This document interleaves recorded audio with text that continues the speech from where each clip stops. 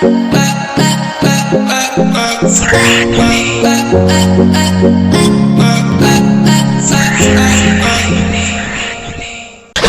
kalab, ako po pala si Ulysses, ang bayot kakiat pero dili iga. Ako din, Francis, ang gwapo pero diyoso. And we are the Fernandina Love Team. At kung bago ka pa lang sa aming channel, don't forget to subscribe. So ngayon, this is the day. This is the day that we're waiting for. So dahil pupunta na kami ng Davao City. Wow. Medyo kinakabahan kasi 'di ba kapag first time ni Francis pumunta ng Davao, no? Wow. Yeah, then syempre mga kalab, ayan na naman yung pinakaayaw ko talaga na magsakay ng bus kasi hindi pala kami susunduin ng ate ko kasi sobrang busy niya sa trabaho. Ayan, usapang bus mga kalab is kung sa Bisaya pa, Dagaton. Yes, nasusuka ako. Ayan, kasi tabi po sa kumakain nila. Yes, kami ni Francis. So that's why na nagdala na talaga ako ng pangpahid sa ilong, sa katawan, sa aking noo para hindi ako mas mahilo pa talaga. Yung mga gamit namin is na-empake na po lahat. And then si mama at si papa kumuha sila ng requirements at ipapakita ko yan sa inyo para legit na legit talaga na meron kaming requirements. And then syempre, meron din kaming QR code kasi bago ka makapasok sa Davao City, syempre, itatapat mo lang yung QR code, ganun-ganun mo. Tapos pwede ka nang pumasok. Then syempre, hindi lang yung basta-basta na QR code. So I hope na sa vlog na ito ay ma-enjoy nyo lahat ng mga moments natin. Dahil first time ni Francis, so ipapakilala ko si Francis sa mga cousin namin doon. Then si Yunilin is pumunta na doon si Yunilin, umuna na siya. Sumabay siya kanila ate. Ay mga kalab, nandito na ang mga papel namin sa Davao. Davao. Yes. Mga requirements namin yan mga kalab. So ayan mga kalab, ito na po yung aming mga requirements. Galing ito sa barangay hall and then syempre sa center mga kalab din sa municipality namin. Ayan. So kami na po, apat po kami dito mga kalab. So ayan, magpapasalamat lang kami kay Ate Iris Usoris Lagunoy dahil pinahiram kami ng maleta. Ayan. Ay mga kalab, nagpasalamat ako kay sa malita na hiniram ko kay Alona Hamito Solis. Salamat po. Punta na kami ng Davao mga kalab. Abang-abangan yung vlog namin doon sa Davao.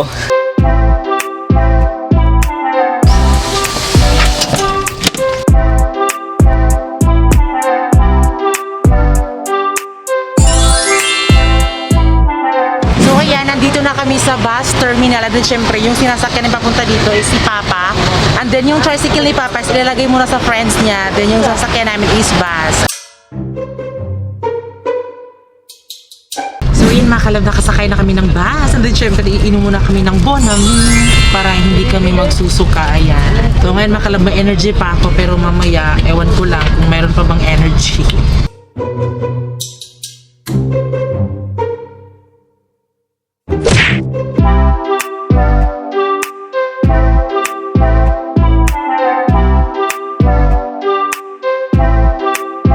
A few inches later.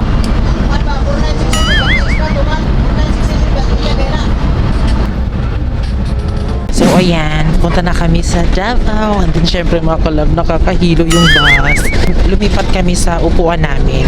Doon kami sa may puweta ng bus. Pero ngayon, dahil feeling ko nahilo talaga ako. So ngayon ko lang din nalaman mga kalab na kapag nasa una ka pala nakaupo, wala lang pala. Ayan, so nung paglipat namin dito sa may una na upuan, so ayan na, it's so relaxing. Ayan.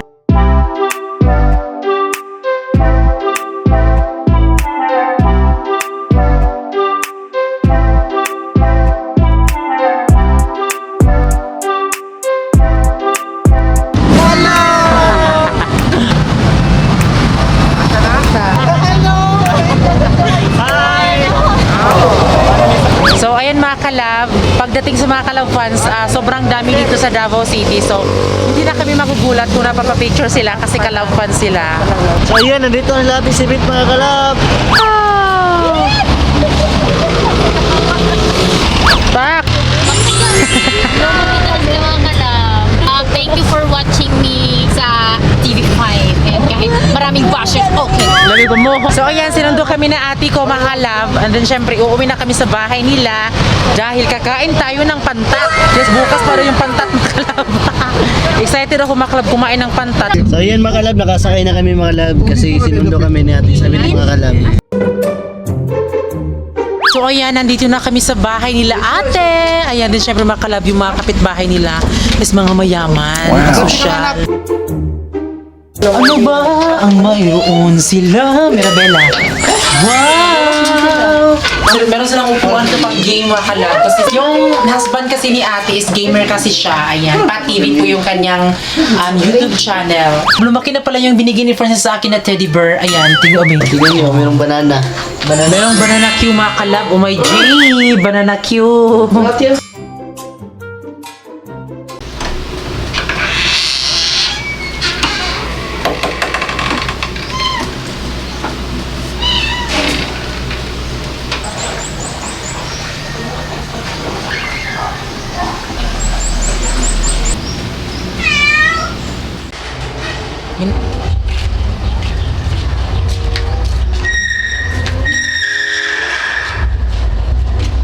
Buti pa dito, walang chismosa.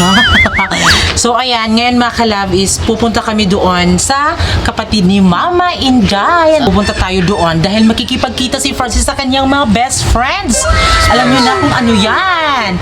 Yes, so ngayon mga kalab, sasamahan niyo kami na pupunta tayo doon sa bahay sa kapatid ni Mama Inday. Ayan. Then, anong feeling na in 100 years, makikita mo na yung mga pamangkin mo, mga kapatid. Feelings? Ano yung feeling mo? Masaya. Kasi how many years so nakita. So, masaya talaga. Sobrang excited. Nice, yes. Kinakabahan ka ba or ano mang anik-anik dyan sa puso mo? Kinakabahan kasi first time. So ngayon, ang sasakyan natin ay, oh my God, hindi muna tayo pang-boat, kundi yung sasakyan natin is car! Go! Sasakyan naman natin yung madam. Ma'am, sakay na ma'am. Welcome to Jollibee. So ayan, ngayon magdadrive na ako. Ma'am, hindi ka marunong dumadrive. Ako lang yung magdadrive. Kulong mo. So ayan, disclaimer mga kalab, sa ate ko to. So ayan, itong sasakyan na to, or anong tawag nyo dyan sa inyo, kotse ba or car, kasi sa amin, meron kaming pambot. So iisa lang yung ngalan, pamboat. Ayan, din syempre, ito yung drive namin, papunta doon ila Mama Elina. Oh my God, may gwapo! Oh my God, may gwapo! Oh my G, may gwapo! Dahil alam mo na yung dapat ano yung to the move na ganyan, dapat eksena ka talaga. Hi kuya. Wow. Ano po? Ang hingi ng isang piso. Ayan, scripted po yun. Pinaktis po yun namin ni Francis ng 2 years pero palpak pa din. Ayan.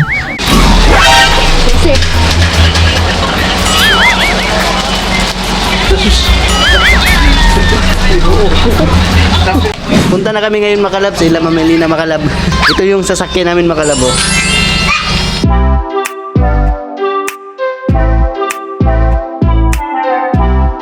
So ayun Makalab, nandito na kami. Ayan! Nandito na kami lang Mama Elina. At makikita natin yung mga kapatid ni Francis. Makikita ni Francis yung kanyang inaasam. Huwag ko muna tumingin, di para surprise. So bago tayo makapunta, punta muna tayo nila Mama Elina. So ito si Papa Ido, asawa ni Mama Elina. Ha? Francis. Ayan, ito na si Mama Elina. Ay, salamat na kulis manang. Ano ba? Hi! So ngayon mga kalab, ipapakita na natin si Francis sa kanyang inaasam na alaga. Ano ba daw?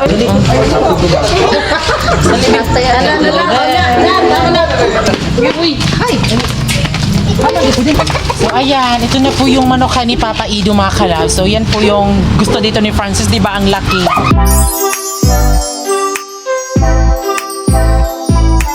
Ano ang masasabi mo, Be? Okay kayo, dagat kayo ginok na zip arm. Yes, manokan mga kalab. So itong manokan ni Papa Ido mga kalab is 600 square meters. Ayan, di ba? Sobrang laki. Ayan, so nalilito po si Francis kung saan siya uuna dahil sa sobrang dami ng manukan dito.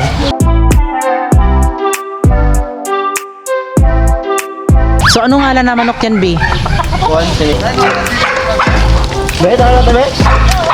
Dito tayo sa Isa loob. sa loob Makalab. Silipin natin. Mga breeding na Ito pala yung mga breeding nila Makalab. Okay kayo? Ayan mga kalab, oh, ayan po yung manok ni Papa Ido. So, sobrang excited ko ngayon mga kalab kasi sobrang dami dito mga manok. So magtatanaw rin dito, tanaw rin. Nung bago pa lang kami dito, gusto niya talaga pumunta dito sa Davao dahil gusto niya makita yung mga manok niya, ang mga manok ni Papa Ido. Sa buong buhay ko mga kalab, ngayon lang ako nakakita. Sobrang daming mga manok dito.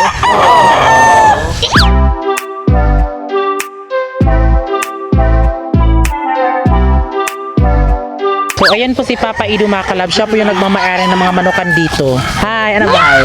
Ito yung buong lato mga kalab. So ayan mga kalab, sa mga gustong bumili ng manok, dito punta lang kayo dito sa Apa Farm, dito sa Talumo River Camp 1. O di ba? Sobrang dami ng mga manok at malulusog. Makikita mo talaga sa mga manok ni Papa is malulusog talaga mga kalab. Ayan. Punta lang kayo dito sa Apa Farm kasi binibenta nila lahat itong manukan. Sobrang dami talaga mga kalab.